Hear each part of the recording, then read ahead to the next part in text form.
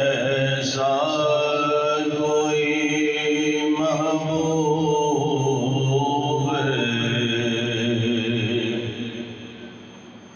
نہ ہوگا نہ کہیں ہے،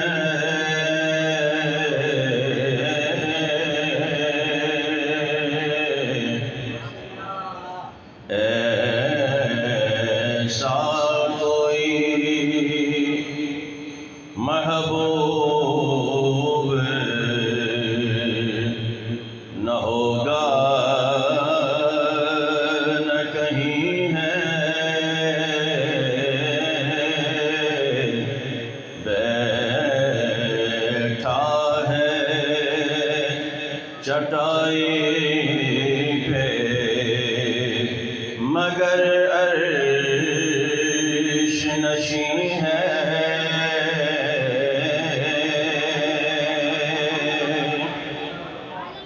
ہر ایک کو میسر کہاں اس در کی غلامی، اس در کا تو دربان بھی جبریل امی ہے، اس در کا تو دربان بھی جبریل امی ہے، ایسا کوئی محبوب نہ ہوگا نہ کہیں ہے۔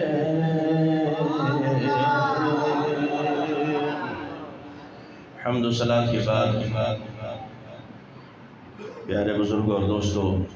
اس ناچیز نے قرآن مقدس سے آیہ کریمہ کا کچھ حصہ تلاوت کیا۔ دعا فرمائے اللہ تبارک و تعالی مجھے حق کہنے، آپ کو حق سننے، مجھے اور آپ کو حق پر عمل پیرا ہونے کی توفیق عطا فرمائے۔ عزیزان محترم، ماہ رمضان المبارک اپنی رحمتیں اور برکتیں لیے جاری و ساری ہے اور انتہائی تیزی کے ساتھ اپنی منزل کی طرف رواں دواں ہے، اختتام کی طرف رواں دواں ہے۔ آج الحمدللہ 20واں روزہ ہے، 20 ماہ رمضان المبارک ہے، اور اس دن کے حوالے سے خصوصاً آج تو ملک پاکستان میں اور پوری دنیا میں جہاں جہاں مسلمان بستے ہیں، ہزاروں لاکھوں فرزندان توحید آج حضور صلی اللہ تعالیٰ علیہ وسلم کی سنت مبارکہ، سنت کے اعتکاف کو ادا کرتے ہوئے آج اعتکاف بیٹھیں گے بعد نماز عصر مغرب سے پہلے۔ اللہ کے محبوب علیہ السلام نے ارشاد فرمایا کہ جو 10 دن کا اعتکاف ماہ رمضان مبارک کے آخری ایام میں کرتا ہے، اللہ تبارک و تعالیٰ اسے 2 حج اور 2 عمروں کا ثواب عطا فرماتا ہے۔ اس لیے عزیزان محترم، اس دن کے حوالے سے مزید خصوصیات بھی ہیں، اور پھر جو اگلا دن ہے یعنی 21 رمضان مبارک، کل کا دن، آنے والا دن، تو اس دن حضور مولا کائنات حضرت علی شیر خدا رضی اللہ تعالیٰ عنہ کی شہادت کا دن ہے، اور اس حوالے سے لیکن خصوصاً جو آج میں آپ کے سامنے تذکرہ کرنا چاہتا ہوں، 17 رمضان المبارک کو یوم شہداء بدر، اسلام اور کفر کے درمیان جو پہلی جنگ لڑی گئی، اور اللہ تبارک و تعالیٰ نے مسلمانوں کو بے سر و سامانی کے عالم میں جو فتح و نصرت عطا فرمائی، جس کو یاد کر کے آج بھی کفر لرز جاتا ہے، اور کہاں 1000 کا لشکر اور کہاں 313 کا لشکر۔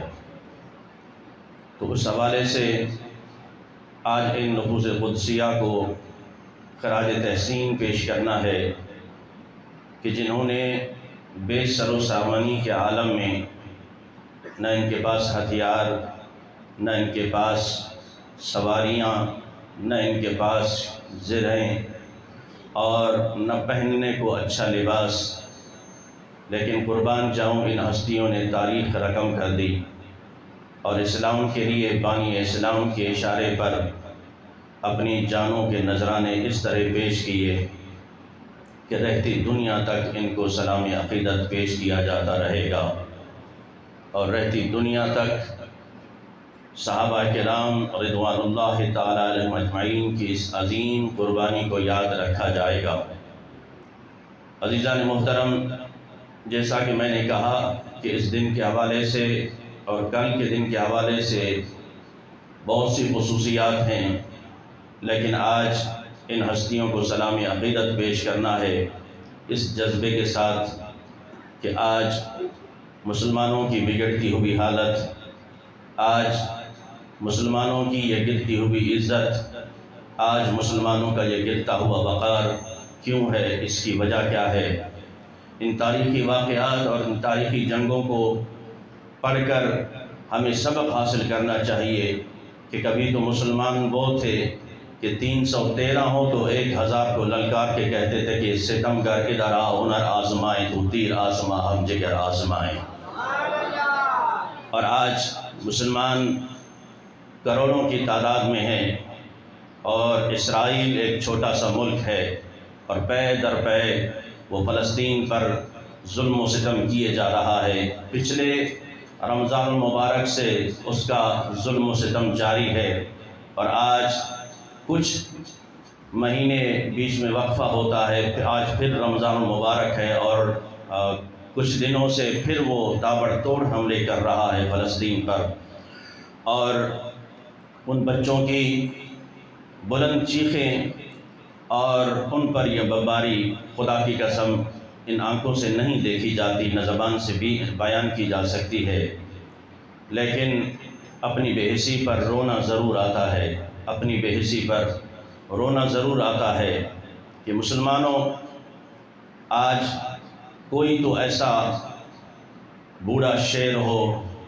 جو ہمیں جگا دے اور اپنی اصلیت کو دکھائے،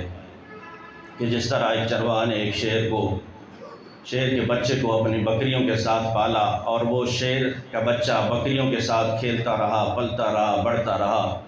جب وہ بڑا بن کے شیر بن گیا تو اب اس کی ساری خصلتیں بکریوں والی تھی،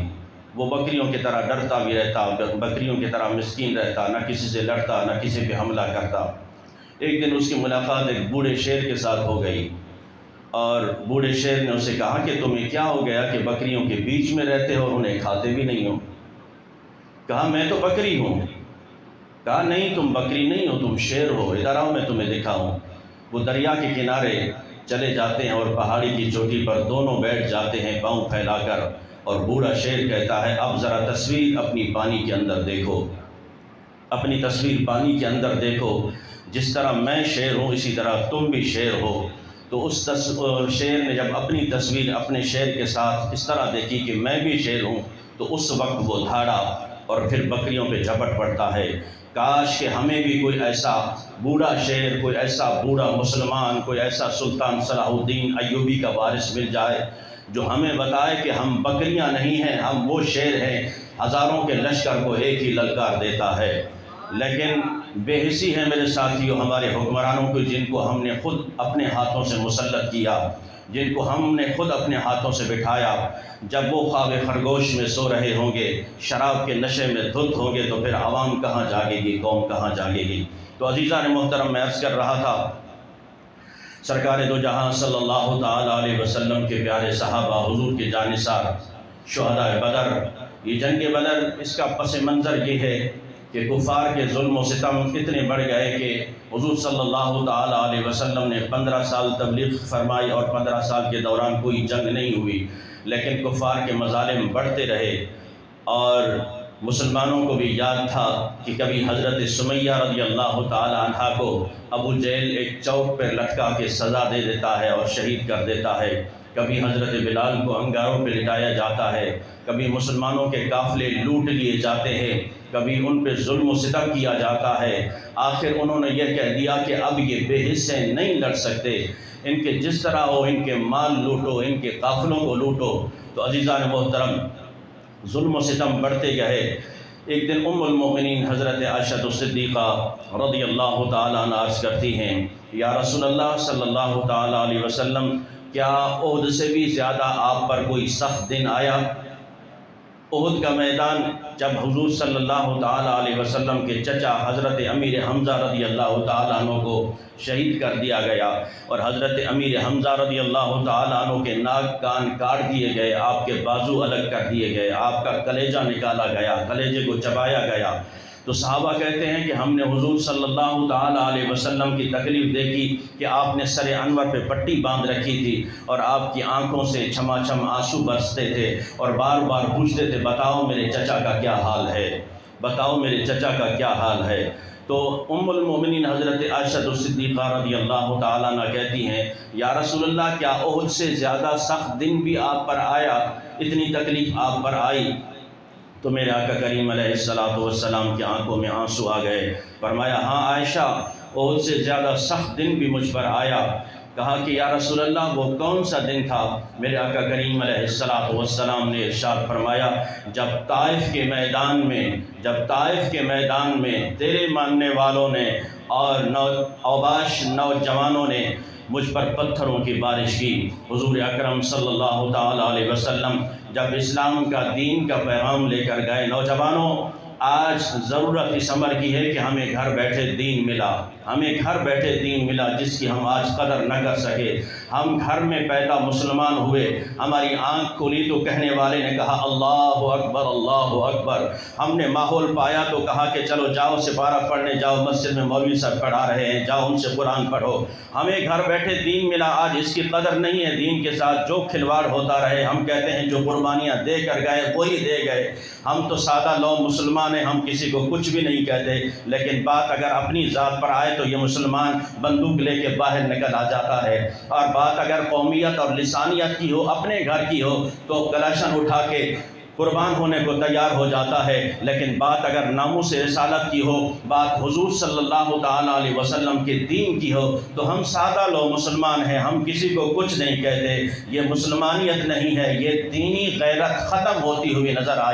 رہی ہے کہ قومیت پہ تمہیں غیرت آ سکتی ہے، وطن پہ غیرت آ سکتی ہے، زبان پہ غیرت آ سکتی ہے، اپنے سردار پہ غیرت آ سکتی ہے، اپنے معتبر پہ غیرت آ سکتی ہے۔ اگر غیرت نہیں آتی تو صرف دین پر نہیں آتی، اگر غیرت نہیں آتی تو ناموس رسالت پر نہیں آتی، اگر غیرت نہیں آتی تو فلسطین میں لوٹتے ہوئے بچوں پر غیرت نہیں آتی، اگر ہماری غیرت نہیں جاگتی تو مسلمانوں کی بمباری پر غیرت ہماری نہیں جاگتی۔ ویسے ہمیں کوئی مس بھی نہیں کر سکتا، ہمیں کوئی ٹچ بھی نہیں کر سکتا، ہم اتنے طاقتور ہیں، ہماری طرف کوئی میری آنکھ بھی نہیں سے دے سکتا کہ میں فلاں قوم سے تعلق رکھتا ہوں، وہ فلاں قوم سے تعلق رکھتا ہے، میں زیادہ طاقتور ہوں۔ ان چیزوں نے عزیزان محترم ہمیں اتنا جکڑا کہ ہم کلمہ بھول گئے، حضور صلی اللہ تعالیٰ علیہ وسلم کی غلامی کا رشتہ بھول گئے، حضور صلی اللہ تعالیٰ علیہ وسلم کی محبت کا رشتہ بھول گئے، ہمیں قومیت یاد آ گئی، ہمیں ذہنوں میں ڈال دیا گیا کہ تمہارا کلچر ڈے یہ ہے، تمہارا قومی دن یہ ہے، تمہاری قومی زبان کا دن ہے۔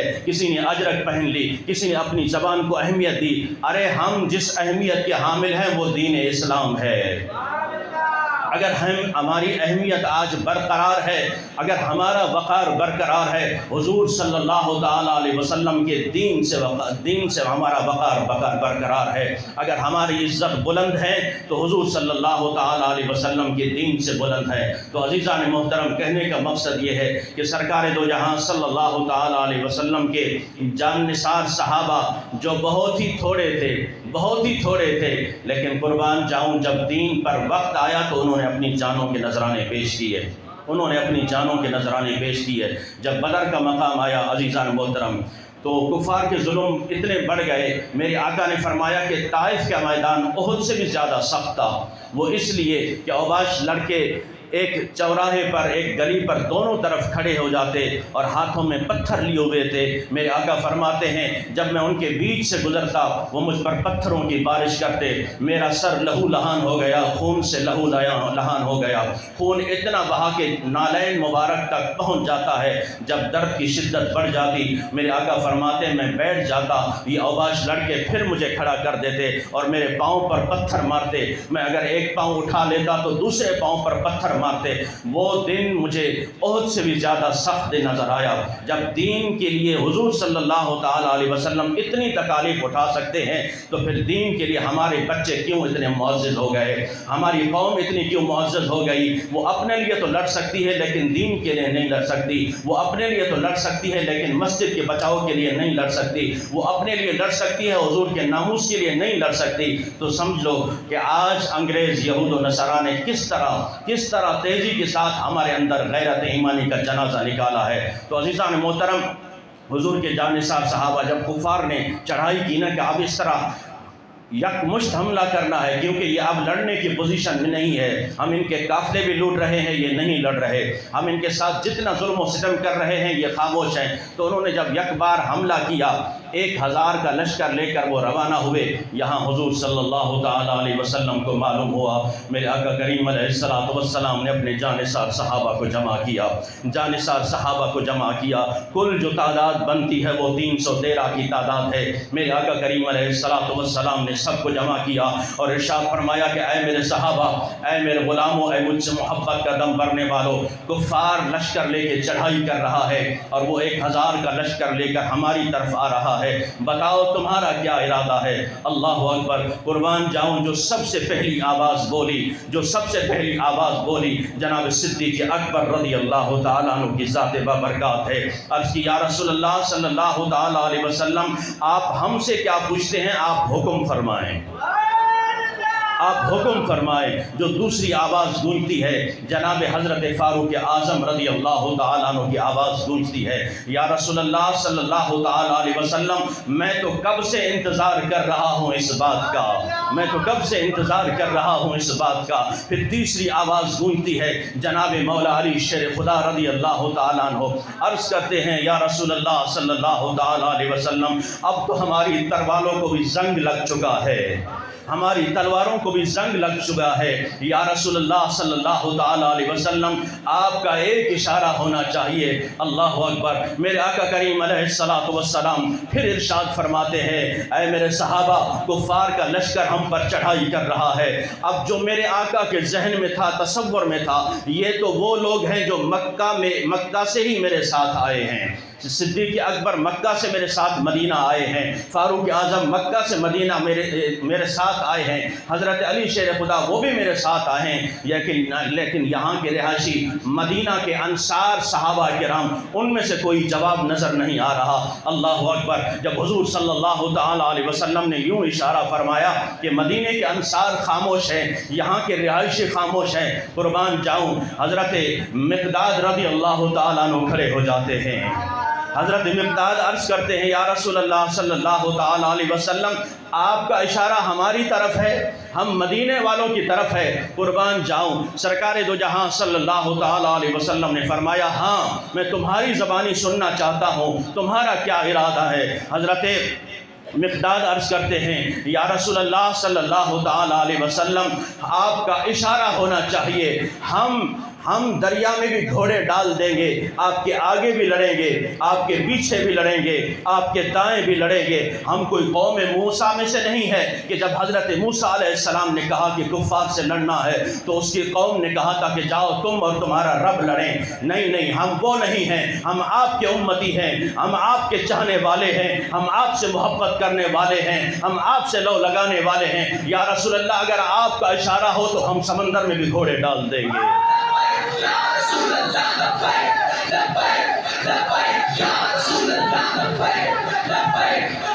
اللہ اکبر، جب میرے آقا نے یہ جواب سنا، چہرہ انور پر حشاش بشاش چہرہ ہو جاتا ہے۔ پھر ایک اور صحابی کھڑے ہو جاتے ہیں، حضرت سعد بن عبادہ رضی اللہ تعالیٰ عنہ کھڑے ہو جاتے ہیں، یا رسول اللہ صلی اللہ تعالیٰ علیہ وسلم، سنا ہے کہ جن نظر نہیں آتے، جن نظر نہیں آتے، یا رسول اللہ اگر آپ کا حکم ہو تو ہم جنوں سے بھی لڑ جائیں، ہم جنوں سے بھی لڑ جائیں۔ خدا کی قسم، ان کی لازوال قربانیوں کو کبھی بھلایا نہیں جا سکتا، ان کی اسلام کے لیے، بانی اسلام کے لیے لازوال قربانیوں کو بھلایا نہیں جا سکتا۔ ان پر بھونکنا آسان ہے، ان کی گستاخیاں کرنا آسان ہے، ان سے بغض رکھنا آسان ہے، ان کے اندر نقص نکالنا آسان ہے۔ کبھی ہم نے اپنے بچے قربان کیے ہوتے نا، دین کی قدر ہوتی، کبھی دین کے لیے اپنی جان کا نذرانہ پیش کیا ہوتا، کبھی مال قربان کیا ہوتا تو اس دین کی قدر ہوتی۔ نہ ہم نے اپنے بچے قربان کیے، نہ ہم نے اپنے آپ کو قربان کیا، نہ ہم نے اپنا مال دین کے لیے دیا۔ آج مسجد کے چندے کا اعلان ہوتا ہے بھی ہم جیب تکتے رہتے ہیں، آج کسی غریب کی مدد کا بھی اعلان ہوتا ہے تو اس کے لیے بھی جیب تکتے رہتے ہیں، کہیں بڑا نوٹ نکلنا آئے۔ لیکن خدارا قبر میں جانا ہے اور وہاں رب کے حضور پیش ہونا ہے، اللہ کے محبوب کے حضور پیش ہونا ہے، یہ ساری چیزیں یہی رہ جائیں گی۔ ہم نے اپنی اولاد کو آسائشیں بہت دی ہیں، سہولیات بہت دی ہیں، ہم نے اپنے آپ کو سہولیات بہت دی ہیں۔ آج وقت قربانی مانگ رہا ہے، دین قربانی مانگ رہا ہے، اسلام قربانی مانگ رہا ہے، اور فلسطین کے بچے تڑپ تڑپ کر یہ پکار رہے ہیں کہ کون ہے سلطان صلاح الدین ایوبی کا وارث جو ہماری مدد کو آئے۔ تو عزیزان محترم، حضرت سعد بن عبادہ کہتے ہیں، یا رسول اللہ جن نظر نہیں آتے، اگر وہ نظر آ جائیں تو ہم ان سے لڑنے کے لیے بھی تیار ہیں۔ تو میرے آقا نے جب ان کے جذبات سنے نا، فرمایا پھر چلو تیار ہو جاؤ۔ لشکر تیار ہو جاتا ہے، اللہ اکبر، قربان جاؤں۔ دو ننھے منھے صحابی، ایک کی عمر 12 سے 13 سال ہے اور دوسرے کی عمر 14 سے 15 سال ہے، دونوں صحابی ہیں، حضرت سعد بن ابی وقاص اور حضرت عمیر بن ابی وقاص رضی اللہ تعالیٰ عنہ۔ یارو آج ہم کہتے ہیں نا کہ ہماری عمریں چھوٹی ہیں، ابھی ہمارے بچے چھوٹے ہیں، 12-13 سال کی عمر بھی یہ چھوٹوں کی ہے، یہ بچوں کی ہے۔ حضرت عمیر بن ابی وقاص رضی اللہ تعالیٰ عنہ اس میدان میں، لشکر میں چھپتے نظر آ رہے ہیں، کبھی کس کے پیچھے چھپتے ہیں، کبھی کس کے پیچھے چھپتے ہیں۔ حضرت سعد آپ کے بھائی ہیں، بڑے بھائی ہیں، کہا کہ بھائی کیوں چھپ رہے ہو اور کس سے چھپ رہے ہو؟ اللہ اکبر، جذبات دیکھیے عزیزان محترم، رب کی مدد یوں گھر بیٹھے نہیں آتی، رب کی مدد ہم کہیں کہ ہم صرف دعائیں مانگتے رہیں، اللہ فلسطین کو آزادی عطا فرما، اسرائیل سے چھٹکارا عطا فرما، نہیں، صرف دعاؤں سے بھی کام نہیں چلے گا۔ ہم کہتے رہیں کہ فلاں جگہ ظلم نہ ہوتا رہے، ہم دعائیں مانگتے رہیں۔ یہاں حضرت عمیر لوگوں کے پیچھے چھپ رہے ہیں۔ سعد بن ابی وقاص نے کہا کہ بھائی کیا ہوا ہے تجھے، کس سے چھپ رہے ہو؟ عرض کی بھائی جان تجھے تو اجازت مل چکی ہے جنگ میں جانے کی، میں عمر میں چھوٹا ہوں، لگتا ہے مجھے آقا نہیں چھوڑیں گے، رسول اکرم صلی اللہ تعالیٰ علیہ وسلم مجھے اجازت نہیں دیں گے، میں ان سے چھپ چھپ کے چلنا چاہتا ہوں۔ حضرت سعد بن ابی وقاص رضی اللہ تعالیٰ عنہ کہتے ہیں رسول اللہ سے کون چھپ سکتا ہے، رسول اللہ سے کون چھپ سکتا ہے؟ تو پھر عرض کی بھائی جان میری ایک گزارش ہے، چلو مجھے آقا کی بارگاہ میں لے چلو، مجھے آقا کی بارگاہ میں لے چلو، میں اجازت لینا چاہتا ہوں، میں بھی جنگ میں ساتھ چلوں گا۔ حضرت سعد نے اپنے بھائی حضرت عمیر کو لیا اور حضور صلی اللہ تعالیٰ علیہ وسلم کی بارگاہ میں حاضر ہو جاتے ہیں۔ یا رسول اللہ صلی اللہ تعالیٰ علیہ وسلم، میرا یہ چھوٹا بھائی بھی چلنا چاہتا ہے۔ میرے آقا کریم علیہ السلام ارشاد فرماتے ہیں کہ اے عمر تیری عمر ابھی چھوٹی ہے، عشق لگا سی کھیڈا کھیڈ دیاں نو۔ عشق کے لیے کوئی عمر کی قید نہیں ہے، یہ اگر بچپن میں بھی لگ جائے تو لگ جاتا ہے۔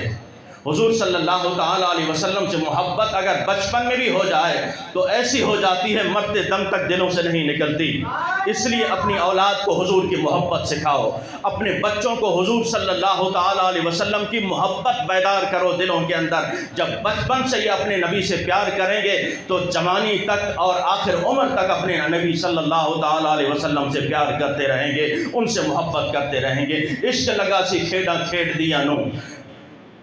میں کھیڈاں بھول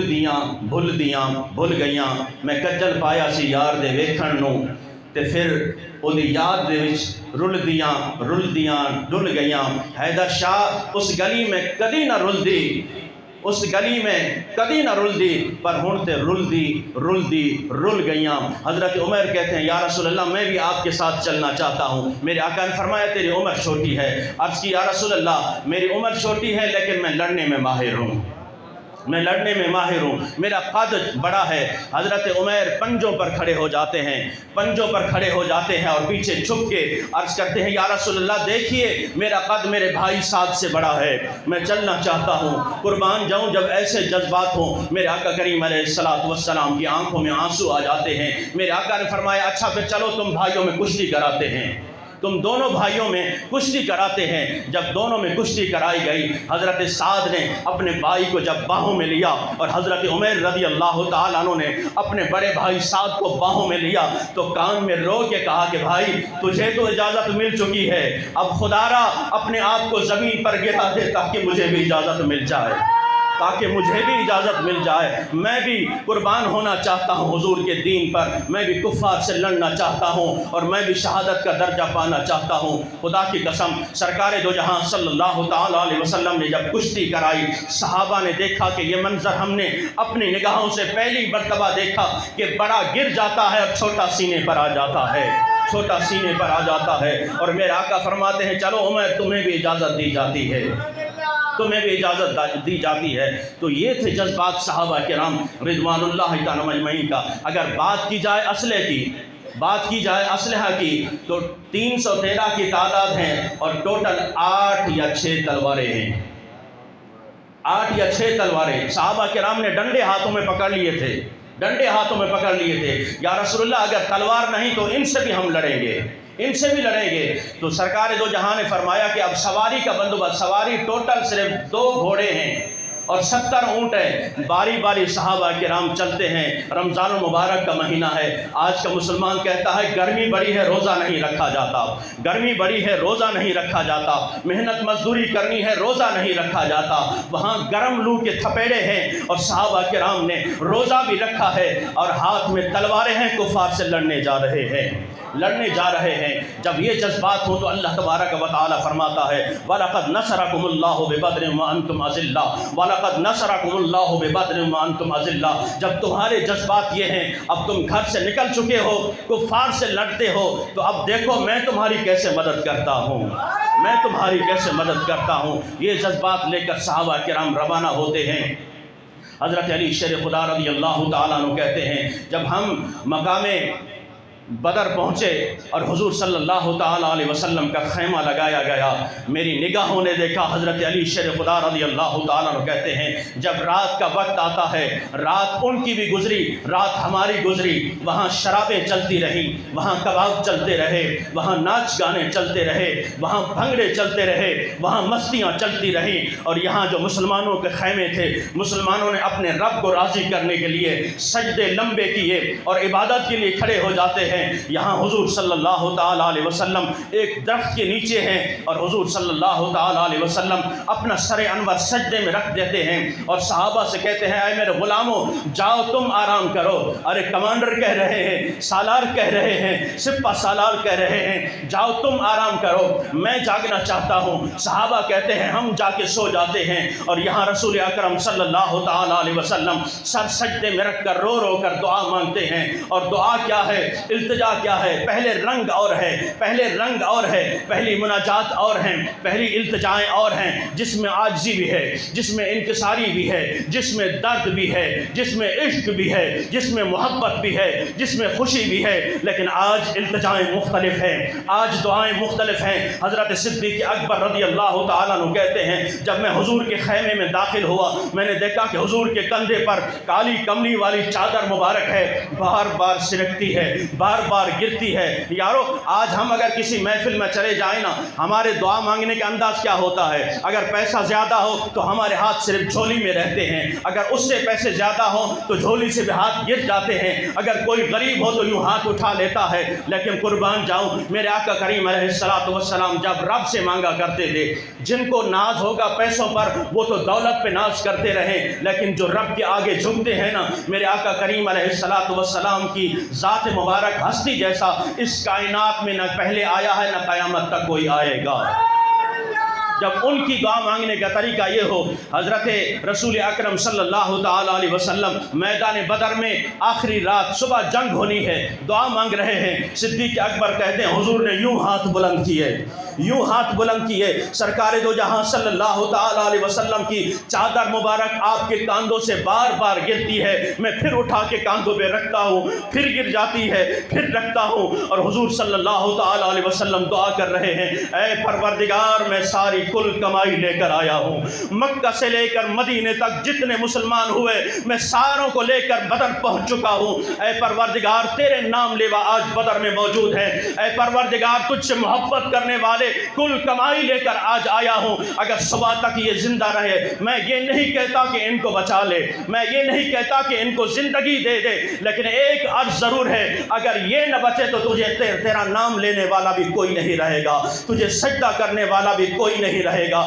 تجھے پکارنے والا بھی کوئی نہیں رہے گا۔ صدیق اکبر رضی اللہ تعالیٰ عنہ کہتے ہیں حضور صلی اللہ تعالیٰ علیہ وسلم کی مناجات میں وہ درد تھا، میں آگے بڑھا، عرض کی یا رسول اللہ صلی اللہ تعالیٰ علیہ وسلم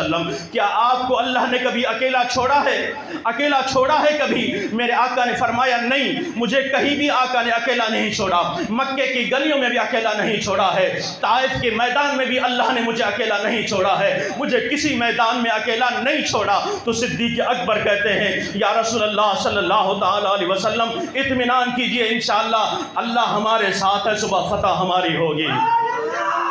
صبح فتح ہماری ہوگی۔ حضرت علی شیر خدا رضی اللہ تعالیٰ عنہ کہتے ہیں جب صبح ہوتی ہے، فجر کا ٹائم ہے، حضور صلی اللہ تعالیٰ علیہ وسلم میدان بدر کا جائزہ لینے جاتے ہیں، ہاتھ میں چھڑی ہے، ہاتھ میں چھڑی ہے، فاروق اعظم ساتھ ہیں، فاروق اعظم کہتے ہیں رسول اکرم صلی اللہ تعالیٰ علیہ وسلم بدر میں آئے، لکیر کھینچی، فرمایا یہاں صبح ابو جہل کی لاش پڑی ہوگی، یہاں عتبہ کی لاش پڑی ہوگی، یہاں شیبہ کی لاش پڑی ہوگی، یہاں فلاں کافر کی لاش پڑی ہوگی، 70 لکیریں کھینچی۔ جب صبح میدان سجتا ہے، میدان بدر سجتا ہے، جنگ زوروں پر چھڑتی ہے، اللہ تبارک و تعالی ہمیں فتح عطا فرماتا ہے۔ حضرت فاروق اعظم فرماتے ہیں خدا کی قسم غیب دان نبی نے جہاں جہاں لکیر کھینچی تھی ہم نے اس کافر کو وہیں مرے ہوئے پایا ہے، ہم نے اس کافر کو وہیں مرے ہوئے پایا ہے۔ سرکار دو جہاں صلی اللہ تعالیٰ علیہ وسلم سے محبت کا دم بھرنے والوں، جب جنگ چھڑتی ہے ایک صحابی آگے بڑھتے ہیں، یا رسول اللہ میرے ہاتھ میں صرف یہ ٹہنی ہے، یہ لکڑی ہے اور وہ بھی ٹیڑھی سی ہے۔ میرے آقا علیہ الصلوۃ والسلام فرماتے ہیں کن سیفا، اے لکڑی تلوار ہو جا۔ وہ صحابی کہتے ہیں جب میں کافر کی طرف لپکتا تھا نا، میرا حملہ، میرا اشارہ بعد میں ہوتا تھا، اس کی گردن کٹ کر پہلے گر جاتی تھی، اور یوں مدد پہنچتی ہے۔ صحابہ کرام کے یہ جذبات اللہ نے دیکھے، پھر یوں مدد دی کہ 1000 کا لشکر فرشتوں کا آ جاتا ہے، اور فرشتوں کا لباس جس طرح صحابہ نے دستاریں پہن رکھی ہیں، جس رنگ کی جس کلر کی پہن رکھی ہے، اسی کلر کی صحابہ نے نہیں بلکہ اللہ کے ملائکہ نے بھی پہن رکھی ہے، اور یوں اللہ تبارک و تعالی فتح و نصرت عطا فرماتا ہے۔ وَلَقَدْ نَصَرَكُمُ اللَّهُ بِبَدْرٍ وَأَنْتُمْ أَذِلَّةٌ۔ وہ حضرت عمیر جو چھوٹے صحابی تھے وہ بھی اس جنگ میں شہید ہو جاتی ہیں، اور آپ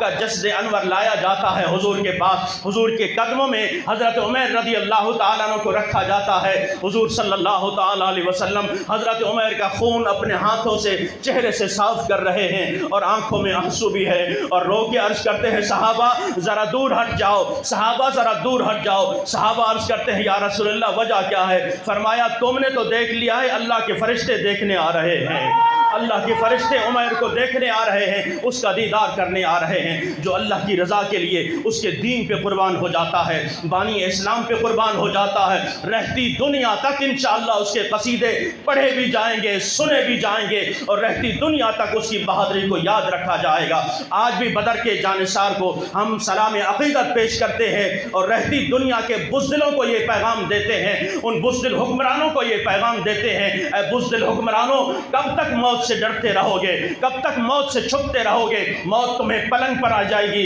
موت تمہیں بستر پر بھی آ جائے گی۔ آج اٹھ کر یہ اعلان کرو کہ فلسطین کے بچے لاوارث نہیں ہیں، فلسطین کے نوجوان لاوارث نہیں ہیں، فلسطین کی مائیں بہنیں لاوارث نہیں ہیں، ان کے وارث سلطان صلاح الدین ایوبی کے وارث زندہ ہیں۔ آج تم اعلان کرو، انشاءاللہ خدا کی قسم پاکستان کے کونے کونے سے مسلمان نکل کر تمہارے لیے مدد بھی کریں گے، اور ان کے لیے جنگ بھی لڑیں گے، اور قربانی پیش کرنے کے لیے تیار ہیں۔ لیکن فقط تم غیرت کھاؤ، فقط تم غیرت کھاؤ اور لوگوں کو بتاؤ کہ تم نے اسلام پر یہ ملک حاصل کیا ہے اور تم ایٹمی پاور ہو، ایٹمی پاور ہو، تمہارے پاس ہر اسلحہ ہے، تم صرف اعلان کرو۔ خدا کی قسم وہاں سارے ہندو اور سارے سکھ اور سارے کافر ان کی دھوتی اگر ڈھیلی نہ ہوئی تو پھر کہنا، لیکن شرط یہ ہے کہ تمہارے اندر غیرت ایمانی ہونی چاہیے۔ اللہ تبارک و تعالی ہمیں حضور صلی اللہ تعالیٰ علیہ وسلم کے صحابہ کرام کے نقش قدم پر چلنے کی توفیق عطا فرمائے اور اسلام اور بانی اسلام کے لیے قربانی پیش کرنے کی اللہ تبارک و تعالی ہمیں ہمہ وقت تیار رہنے کی توفیق عطا فرمائے۔ عزیزان محترم، چونکہ 27 رمضان المبارک شب قدر، اس میں آنے والا جمعہ نہیں ہوگا بلکہ جمعرات کو انشاءاللہ 27ویں شب ہے، شب قدر ہے، اور اس رات میں آپ کو علم ہے کہ الحمدللہ ہر سال شب بیداری کا اہتمام کیا جاتا ہے آپ کی جامع مسجد عربی TNT میں، تو انشاءاللہ اس رات بھی شب بیداری کا اہتمام ہے اور 27ویں کو ختم قرآن بھی ہے، شب بیداری بھی ہے، سحری کا اہتمام بھی ہے، اور انشاءاللہ اس رات کے خصوصی نوافل بھی ادا کیے جائیں گے، ذکر الہی بھی ہوگا، محفل نعت بھی ہوگی اور بیان بھی ہوگا، محفل حسن قرت بھی ہوگی۔ تمام عاشقان رسول سے التماس ہے کہ اس بابرکت محفل میں انشاءاللہ شریک ہوں گے انشاءاللہ۔ آنے والی جمعرات 27ویں شب قدر ہے، تمام عاشقان رسول شرکت فرمائیے، اور آج انشاءاللہ جو چندہ ہوگا، چونکہ آپ کو معلوم ہے سالانہ یہاں پہ حافظ قرآن سناتے ہیں تراویح میں حافظ صاحب، تو انشاءاللہ آج کا جو جمعہ کا چندہ ہوگا وہ ان کے لیے ہوگا۔ آپ تمام سے گزارش ہے کہ بڑھ چڑھ کر تعاون فرمائیے، اللہ تبارک و تعالیٰ آپ کے اس تعاون کو قبول فرمائے۔ وآخر دعوانا الحمدللہ رب العالمین۔ جن حضرات نے